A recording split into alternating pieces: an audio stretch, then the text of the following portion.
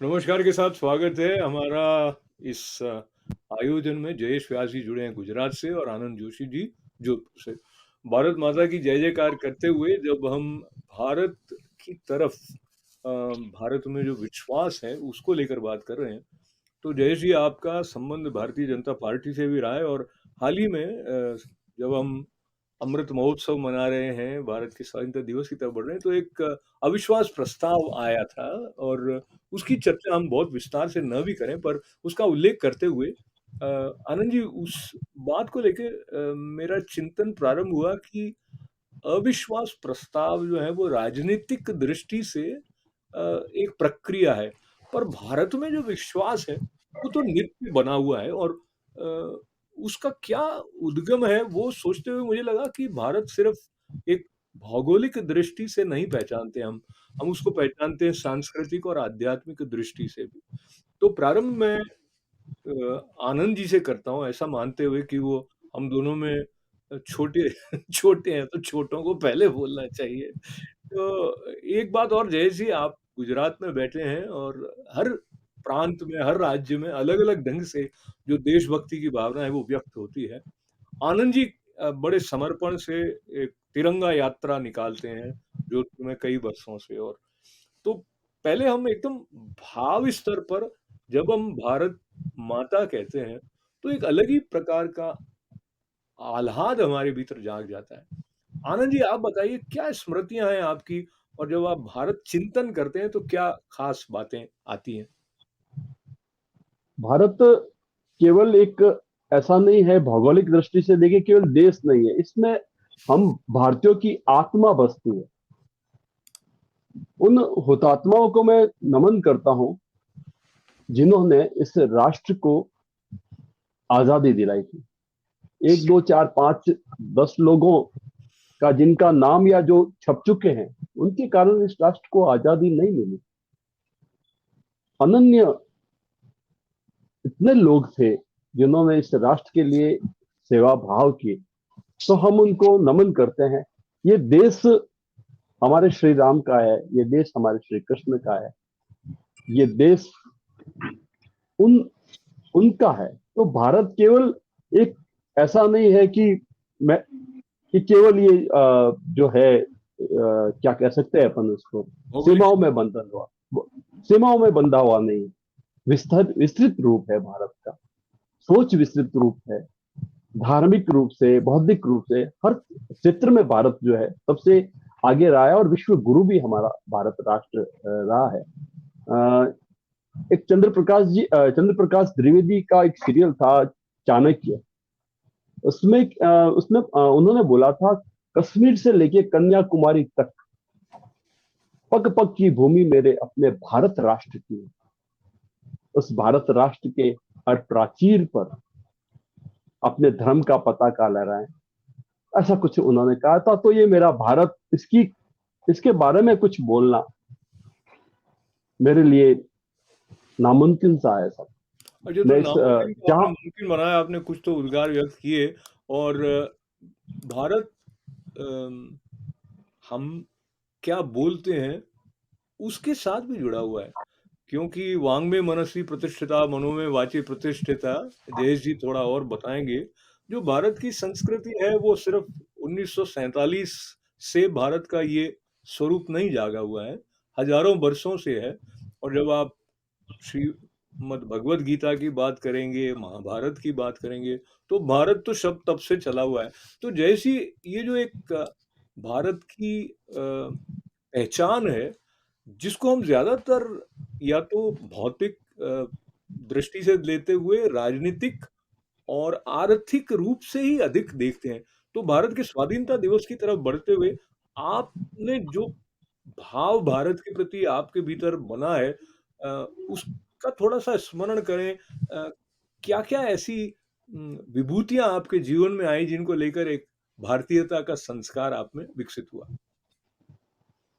बहुत बड़ी बात कर दी अशोक भाई आपने कि सबसे पहले तो जब हम स्क्रीन पर आपको देखते हैं और आपके पीछे कन्याकुमारी स्वामी विवेकानंद जी का जो रोक को देखते हैं, और वही रोक हम न्यू जर्सी से देख रहे हैं वैसे देखा जाए तो। तो इन्हीं चीजों में आ जाता है कि भारतवर्ष की योग भूमि की जो लहर है वो कहां तक है। मुख्यत्व हम भारत की जब परिकल्पना करते हैं, मन में आंख बंद करके भारत को देखते हैं, तभी कोई सपाटी पर कोई भूमि का टुकड़ा नहीं। हम कहते हैं कि यहाँ कंकर कंकर संकर है। यहाँ और पर्सोनिफिकेशन ऑफ द चैतन्य, जो एक सोल होता है, उनका जब पर्सोनिफिकेशन वैयक्तिकरण होता है, उनमें से हम जब भारत माता के, और जो चेतना है और भारत की संस्कृति में, संस्कृत में उनको चित्ती कहा गया है, कि जो चिति में बसने वाले लोग, जिनके संस्कार, जिनकी श्रद्धा, जिनका कार्य, जिनकी गति, और जिनको ऊर्ध्व गति में आने जाने के लिए जिनके पास एक लक्ष्य हो, उनको एक चित्ती कहते हैं। और वो एक ही चित्ती में, चाहे वो श्री राम के पूजा करने वाले लोग हो, श्री कृष्ण के आराधक हो, माँ भगवती की 51 शक्तिपीठ के आराधक हो, मूलतः वो आराधक है ये भूमि के, और ये भूमि की पूजा करते करते हुए पूरे विश्व कल्याण, इसलिए उनको कहा जाता है योग की। और जब भारतवर्ष की बात करते हैं, आनंद भाई ने सही बताया कि भारत एक भूमि और भीमा कोई सीमा, ऐसी बात हम लोग इसलिए नहीं करते कि जब बात करते हैं तो भारतवर्ष की बात करते हैं।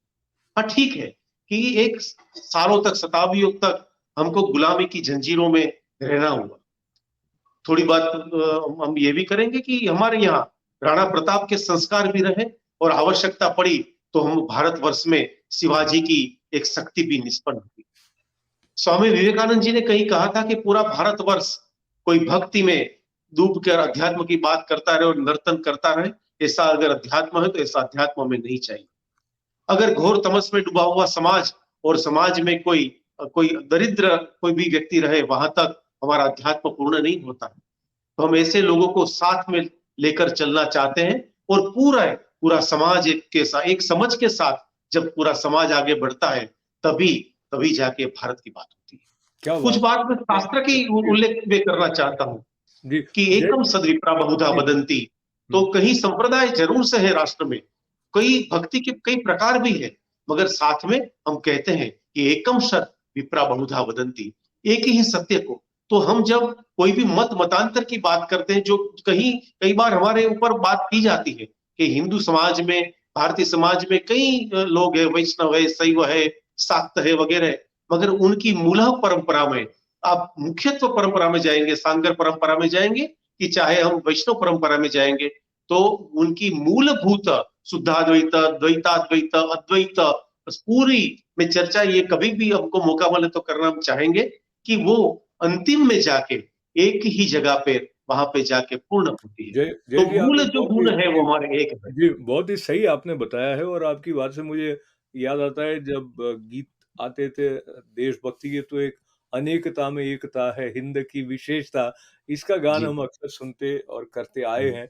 और स्वामी विवेकानंद का स्मरण करते हुए, और ये जो पीछे आप कन्याकुमारी देख रहे हैं, तो ये भारत माता का चरण हुआ एक प्रकार से। यहाँ पर बैठकर जो मनन समाधिस्थ होकर स्वामी विवेकानंद ने किया, और जो उनको राष्ट्र के प्रति अपने कर्तव्य की दिशा मिली, उसका अलख उन्होंने अमेरिका आकर जो parliament of world religion Chicago में, जब आनंद जी, हम सब ये बार बार याद करते हुए थकते नहीं है कि जिस तरह वो बोले brothers and sisters of America, तो सब उठकर करतल ध्वनि से जो देर तक गूंज उठा, तालियों से जो सभागार था, तो उसके पीछे आनंद जी जो तत्व था, वो शब्द नहीं थे, वो भारतीयता का भाव था, जिसका उल्लेख जयेश जी चिति को लेते हुए कर रहे थे। तो एक और बात विवेकानंद की याद करते हुए आनंद जी की तरफ जाऊंगा। जय जी, उन्होंने कहा कि अमेरिका में संभवतः ये बात कही कि आपके देश में जो टेलर है, जो दर्जी है, वो आपके यहाँ मनुष्य का निर्माण करता है कि कितना फैशन डिजाइनिंग पहना है इत्यादि, और हमारे यहाँ जो चरित्र है वो वाह मनुष्य का वाह, निर्माण करता है। क्या बात है। तो वाह तो आनंद जी, ये चरित्र की बात को लेके हम भारत की तरफ चलते हैं फिर आपके साथ। तो भारतीय संस्कृति या जो भारत के संस्कार हैं, वो कैसे चरित्र निर्माण में सहायक हैं, आप क्या सोचते हैं? चरित्र की अगर अशोक जी अपन बात करें तो संस्कार संस्कार की अगर हम बात करें तो ये शुरू से मदर फादर से उनके मदर फादर धीरे धीरे संस्कार संस्कृति में बदलते हैं और वही संस्कृति आगे जाके एक हम ये कह सकते हैं कि उसका विस्तृत रूप ले सकती है। तो चरित्र की बात जो विवेकानंद जी ने की थी कि आपके यहाँ पर टेलर जो है वो चरित्र बताता है, हमारे यहाँ पर संस्कार जो है वो चरित्र बताते हैं। तो संस्कार की तो बातें जयेश जी भाई बैठे हैं तो विस्तृत रूप से मैं बहुत छोटा हूँ, ज्ञान में भी उम्र में भी। नहीं ऐसा कुछ कोई किसी के लिए नहीं, तो सब समान है भाई जी, सबके अनुभव आनंद बढ़ाने वाले हैं और आनंद जी तो बहुत सेवाभावी हैं और सेवा और त्याग जो है वो हमारे राष्ट्रीय आदर्श हैं। ये भी जय जी स्वामी विवेकानंद ने कहा था। और ये जो संस्कार की बात निकल कर आ गई तो मुझे याद आया कि हमारे आचरण में, हमारी भाव भंगिमाओं में, जैसे कि हम नमस्कार करते हैं जो कि अब पूरे विश्व में इसका प्रचलन हो गया है, तो इसका अर्थ यह है कि आपके भीतर का जो देव तत्व है, जो दिव्यत्व है, मैं उसको नमन करता हूँ। तो वाह और भी बातें हैं इसके साथ जुड़ी हुई कई। तो एक-एक जो मुद्रा कह लीजिए, उसका अपना एक ज्ञान है। पर धीरे-धीरे पाश्चात्य प्रभाव में भारतवासी उसको अपेक्षाकृत हेय दृष्टि से देखने लग गए। एक संदर्भ जो कि वैसे राजनीति और तात्कालिक संदर्भ से जुड़ा हुआ है और जय जी वहाँ से लेते हुए आप अपनी बात कहिएगा कि आप नमस्कार करें, प्रणाम करें तो वो भारतीय सभ्यता हो गई। अगर आप फ्लाइंग किस करते हैं तो उसको लेकर एक अलग प्रकार का स्वरूप उभर कर आ जाता है। तो अभी जब ये नो कॉन्फिडेंस मोशन पर अपनी बात करते हुए बाकी बातों के अलावा राहुल गांधी जी निकलते वहां से आप मध्य में जो भी उन्होंने फ्लाइंग किस किया होगा नहीं किया था किया था। तो उसको कितना महत्व दिया जाना चाहिए, नहीं दिया जाना चाहिए, इसके बारे में जयेश आप क्या सोचते हैं? हम बात जब नमस्कार मुद्रा की करते हैं तो उनके साथ संस्कार जुड़ा हुआ है और भारत में हम महिलाओं के प्रति जिस तरह से हमारा कार्य होना चाहिए, जिस तरह से हमारी एक संस्करण होती है बात करने की, वो सब होनी चाहिए। उनसे विपरीत भारतीय संसद वो एक मंदिर है और मंदिर में जाके जैसे नरेंद्र भाई सबसे पहले संसद में उनका प्रवेश हुआ तो दंडवत करके वहां पर गए थे और तो उनका संस्कार हमको ठीक से रखना चाहिए। एक बात मैं जरूर से कहूंगा कि राष्ट्र की आज की भारत की स्थिति है, मैं सबसे पहले जैसे स्वामी विवेकानंद जी को हमने स्मरण किया, ऐसे ही 15 अगस्त जैसे स्वामी जी को याद किया, जैसे श्री अरविंद का जन्मदिन है, महर्षि श्री अरविंद घोष का जन्मदिन है, उनको भी मैं याद करना चाहूंगा। पहले ये राजनीतिक जवाब दूं उनसे पहले कि जब आजादी के दिन 15 अगस्त 1947 में भारतीय रेडियो से सबसे पहला प्रसारण अगर किसी का हुआ तो न वो गांधी जी का हुआ, न सरदार साहब का हुआ, न जवाहरलाल नेहरू का हुआ, लेकिन सरदार साहब के कहने से श्री अरविंद का रेडियो का ब्रॉडकास्टिंग श्री अरविंद के शब्दों से हुआ और श्री अरविंद के शब्दों से। तो इनके लिए उनका वो चेतना को भी, क्योंकि वो चेतना भी स्वामी विवेकानंद से भी जुड़ी हुई थी। अध्यात्म का जब अभ्यास करते हैं तभी जेल में महर्षि अरविंद को जो ज्ञान दिया गया और जो आध्यात्मिक जो उनमें भगवत गीता का ज्ञान भी प्राप्त हुआ, ऐसे ही स्वामी विवेकानंद के थ्रू भी उनको ज्ञान प्राप्त हुआ था। इसी उनकी परंपरा में लिखित स्वरूप से पाया जाता है। और हमारी परंपरा में दो चीज रही है कि जैसे भारतीय संस्कार को हम ठीक से संजो कर रखें। आज नरेंद्र भाई की सरकार, भारतीय जनता पार्टी की सरकार कहने से भी ज्यादा मैं कहूंगा कि लोगों की संस्कार में जो अंदर पड़ा है, वो जो चाहते हैं उनका घोष उनको मिला है और उनका जहां पे उनको घोष मिला है तो उनको वोट दिए। तो मैं कहूंगा कि सच में ये जनता जनार्दन की सरकार हम मानी जाती है कि वो चाहते हैं, जो पूरे 140 करोड़ लोग जो चाहते हैं वो आज हो रहा है। और हमारी परंपरा में हुआ है कि जो वहां पे यज्ञ में आप ठीक से आहुति देते हो तो यू आर मोस्ट वेलकम, मगर आहुति की जगह उनको अगर खंडित करते हो तो उनको दंडित करने की भी व्यवस्था हमारी भारतीय परंपरा में रही है। तो वशिष्ठ जी जब राम और भगवान श्री राम और भगवान श्री लक्ष्मण जी को दीक्षित करते हैं, तभी उनके पास भी देखिए हमारे सभी अवतार के हाथों में हथियार भी। तो ये चीज भी साथ साथ में चलनी चाहिए। तो वीरता, आज तक ये माना गया है कि हमारा मूल समाज, भारतीय समाज, वीरता के थोड़ा भूलकर अगर वो अच्छी अच्छी बातें करे, भारतीय क्या सभ्यता को भूलने वाली बात करे, तो पूरे बाकी के लोग उनको वेलकम करने वाली बात करते हैं। और जब हम बात करते हैं भारतीयता की, हाँ, किसी को बिना नुकसान पहुंचाए अगर हम हमारी बात करते हैं, तो उनको जब एक सटल सेंस के सटल लेवल पे उनको यू आर नॉट ब्रॉड और यू आर सो, आप बहुत कुंठित हो, ऐसी परिभाषा में परिभाषित करने के लिए जो जैसे बोलता है ना, मैं अशोक भाई एक शब्द उपयोग करना चाहता हूँ कि छोटा सा वर्ड, साक्षरः विपरीता राक्षसा भवन्ति। अगर साक्षरः का हम विपरीत कर देते हैं ना संस्कृत में, तो उनको राक्षस कहा जाता है। तो जो बुद्धिमान लोग हैं, तो कहे जाने वाले बुद्धिमान है मगर प्रज्ञावान नहीं है। तो ऐसे बुद्धिमान लोग अपनी बुद्धि का गलत तरीके से कुछ अपने अपने परिभाषित करते हैं भारतीय सभ्यता को, बिना उनको डीप में जाए हुए, बिना उनको अभ्यास करते हुए, तभी उनको गलत तरीके से लोगों को समझाने की कोशिश करते हैं। और हमारे उदार मतवाद भारतीयों का, उनका कहीं कहीं अभी लगता है कि उनका कोई गैर लाभ विकृत स्वरूप से अभी तक लिया जाता था। राहुल गांधी के लिए तो हम यही जय जी कहेंगे मैं कि संस्कारों में उनको ठीक जी, से आना। राहुल गांधी के लिए कोई हमारा दूसरा भाव नहीं होता है। हम चाहते हैं कि वो भारतीय, कम से कम भारतीय पिता का वो यहाँ का संतान है, जय मगर जी ठीक से रहे। मैं आपको इंटरप्ट करते हुए आनंद जी के साथ में उनका जो विशेष अध्ययन रहता है निरंतर, जो भारत के प्रति अपने प्राणों का त्याग करने वाले शहीद हैं, उनके बारे में वो विशेष अध्ययन करते हैं। उस संदर्भ में जो बटुकेश्वर दत्त जी के बारे में आपने लिखा था और वो जो अनुभव था, वो आप हमारे साथ बांटें, क्योंकि कहीं ना कहीं जिस रूप में हम भारत को आज देखते हैं, उनमें इन सब का त्याग और बलिदान सम्मिलित है। तो उसमें विशेष करके बताएं आनंद जी, बटुकेश्वर दत्त जी के बारे बिल्कुल में। बिल्कुल जयेश भाई, ये विषय मेरा है और पहले वाला जो विषय था अच्छा, राजनीति से मुझे जानकारी नहीं थी ना वैसे, कुछ तेरा तो है मैं ना सुन मेरा रहा है, था। सब हमारा है।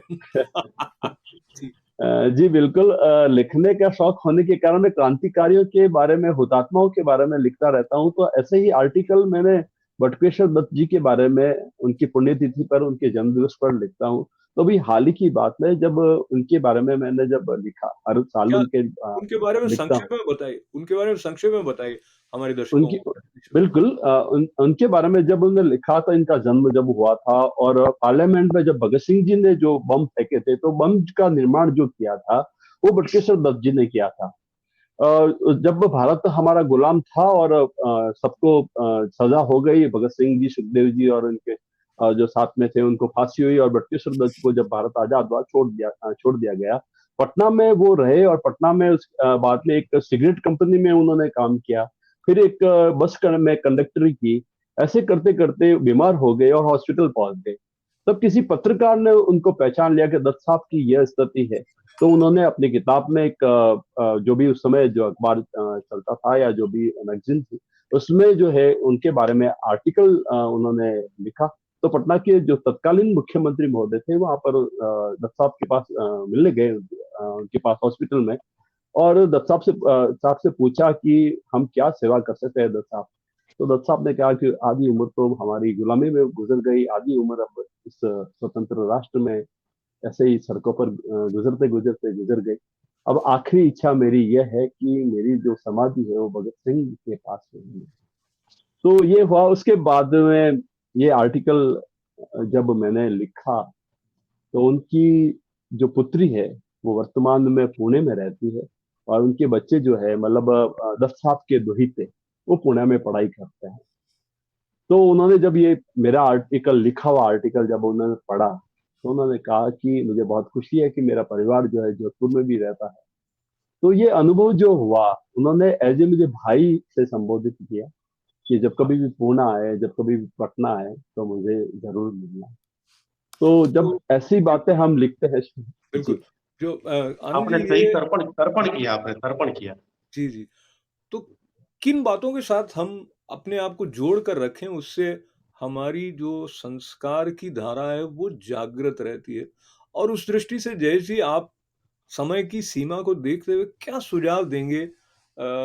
एक तो भारत इतना विशाल है और इतने विविध विषय उसके साथ जुड़े हुए हैं। तो पहले तो मैं एक ऐसी बात जिसका हमारे पास उत्तर नहीं है, पर जब-जब आप उल्लेख कर रहे होते हैं, जैसे उन्होंने आनंद जी के मन में है कि राम का देश है, कृष्ण का देश है, और हम गंगा मैया को याद करते हैं, हिमालय और कैलाश और ये सब। फिर हमें याद आता है कि जब भारत 1947 में जिस स्वरूप को लेकर आगे बढ़ रहा है, तो वो एक सेक्युलर होने के नाते तो अन्य परंपराएं भी एक साथ बहती हैं, जिसके बारे में कुछ लोग गंगा जमनी तहजीब कहते रहे। फिर कुछ लोगों ने प्रश्न उठाया कि भाई, गंगा भी हमारी तो जमुना भी हमारी, तो ये मिलना जुलना क्या हुआ? तो बहरहाल वो प्रसंग देखते हुए जैसी जो स्वाधीनता के बाद में शिक्षा के द्वारा जिस तरह से, जिस भारतीयता की बात आप और आनंद जी कर रहे हैं, जिसको लेकर हम भारत को भारत माता कहते हैं, तो उसमें क्या कुछ आपको लगता है कहीं कुछ त्रुटि रह गई क्या? क्योंकि कई भारतीय भारत माँ को भारत माँ कहने में भी संकोच करते हुए हैं और खुलकर कह देते हैं वो। जी। हमको अशोक भाई हम यही कहेंगे कि भारतीय धरा की मूल्यों में पनपने वाली जो संस्कृति है, पनपी हुई संस्कृति है और जो आगे जाने वाली है, वो मूल्यों में श्रद्धा रखने वाले लोग सभी भारतीय हैं। हमने देखिए सबसे माइनॉरिटी, बार बार हमारे सामने ये एग्जाम्पल दिया जाता है और आज भी मुझे याद आता है कि पारसी, इनसे बड़ी कोई कम्युनिटी माइनॉरिटी नहीं हो सकती। मगर पारसी कम्युनिटी जिस तरह से भारत में रही है, तो सभी कम्युनिटी, हम भारत में रहने वाले लोग परस्पर आक्रांता न हो, परस्पर एक के साथ दूसरे के साथ रहें और भारतीय मूल भूमि में श्रद्धा रखने वाले लोग ऐसे ही थे। इसलिए तो संजाण बंदर पे गुजरात में ऐसे ही लोग आए और रहे, और पारसी पूरे राष्ट्र में। आज हम टाटा को भी याद कर लो और कई कई लोग को याद कर ले, कोई नाम बोल रहे हैं कि जमशेद जी टाटा से लेके कई इतने लोग हैं। तो बस भारतीय मूल्यों में श्रद्धा रखें। और हम युवा धन को बस यही बात करना चाहेंगे अशोक भाई, कि भारतीय परंपरा वाले संत, भारतीय मूल्यों में श्रद्धा रखने वाले लोग, उनके चरित्र पढ़ने चाहिए। जैसे दत्त जी का बताया, ऐसे दत्त जी जैसे लोगों का चरित्र पढ़ना चाहिए। जैसे गुजरात में ऐसे ही हो गए श्याम जी कृष्ण वर्मा, और श्याम जी कृष्ण वर्मा के 80 सालों तक विदेश में रहे। नरेंद्र भाई जब प्रधानमंत्री बने तब जहां वहां जाके लेके और यहाँ आए थे। ऐसे कई उल्लेख है। तो पहला तो बात होती है कि हमारा सही इतिहास को पढ़ना चाहिए, हमारा इतिहास बोध होना चाहिए।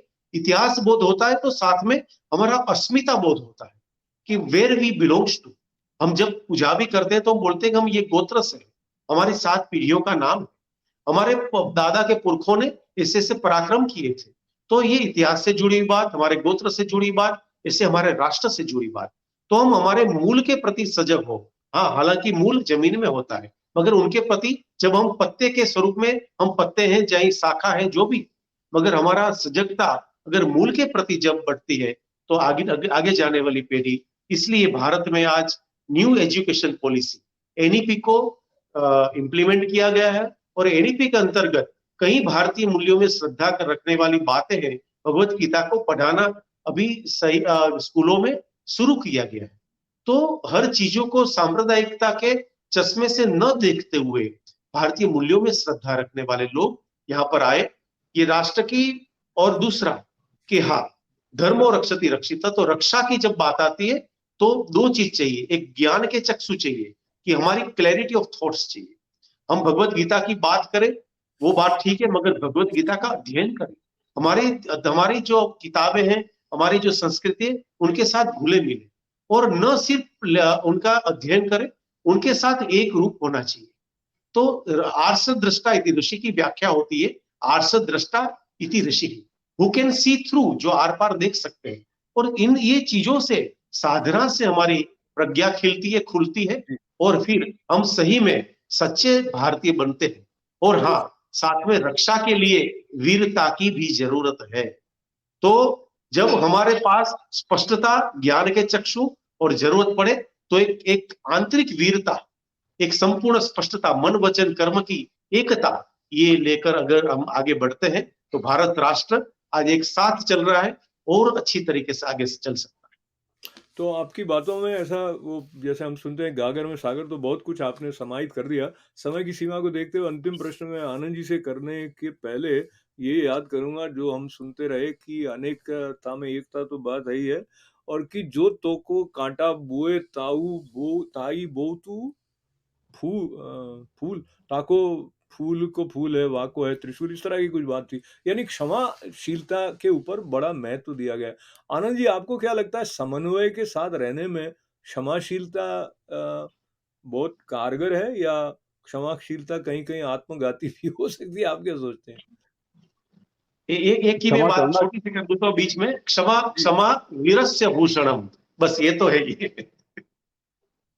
महाभारत में कृष्ण और जहां तक मुझे जी जानकारी है जरासंध में जी तो आनंद 100 जी। बार क्षमा करते हैं। तो एक हद तक हमें क्षमा कर देना चाहिए। जब पानी सर से ऊपर गुजरने लगे तो फिर अगर अति क्षमाशील व्यक्ति भी तकलीफ देह होता है तो काम की नहीं है इतनी क्षमा। तो बिल्कुल सही क्षमा कहा जरूर आपने। करे, जी जी जी। तो तो ऐसा है मेरा कि ये कई बार मानना है। जो क्षमाशीलता है उसको कायरता के रूप में ले लिया जाता है, और क्षमा बिल्कुल। करने का अधिकार उसको है जिसके पास शक्ति है। तो उस दृष्टि से भी जब हम भारत की बात करते हैं तो पहले की अपेक्षा भारत अधिक दृढ़ता से अपने को पूरे विश्व पटल पर व्यक्त कर रहा है। और पर जो तात्कालिक संदर्भ होते हैं उनका भी दूरगामी प्रभाव होता है, मगर फिर भी जो एक शाश्वत मूल्य को लेकर चलने वाली भारतीय चेतना है, उसके बिना विश्व शांति की या भारत विश्व गुरु है या बने, वो बातें बेमानी हो जाती हैं। और मैं बहुत संक्षेप में जय जी और आनंद जी आपकी अनुमति से ये बात जोड़ देना चाहता हूँ कि विश्व गुरु जब हम कहते हैं भारत विश्व गुरु था या है या होगा, या तो उसमें भी एक विनम्रता के साथ है, क्योंकि गुरु जो है वो कुछ लेने के लिए नहीं आता है, वो देने के लिए आता है। और देगा वो तब जब वो देने की स्थिति में होगा, यानी वो ज्ञान की संपदा से भरा पूरा होगा। तो उसके लिए आचरण जैसा चाहिए वैसा भारत में दिखाई देगा, तब आगे वो प्रकाश फैलेगा।